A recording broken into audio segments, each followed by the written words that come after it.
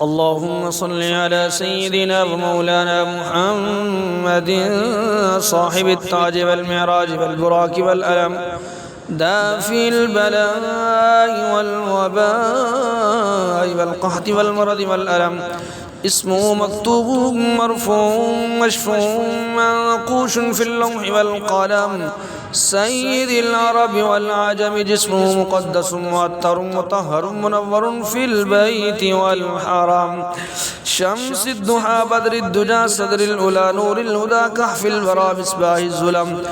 جميل الشيم شفيع الأمم صاحب الجود والكرم والله واسمه وجبريل خادمه والبراق مركبه والمراج سفر والمعراج صفر والسدرة المنتهى مقامه وقاب قوسين مطلوبه والمطلوب مقصوده والمقصود موجوده سيد المرسلين خاتم النبيين شفيع المذنبين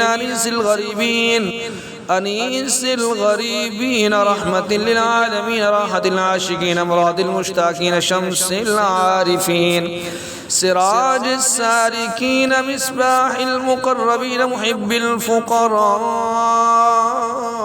والغرباء والمساكين السيد الثقلين نبي الحرمين إمام القبلتين وسيلتنا في الدارين صاحب قاب قوسين محبوب رب المشرقين ورب المغربين جد الحسن والحسين مولانا ومولى الثقلين أبي القاسم محمد بن عبد الله نور من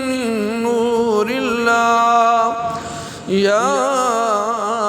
أيها المشتاقون بنور جماله صلوا عليه وآله وأصحابه وسلموا تسليما.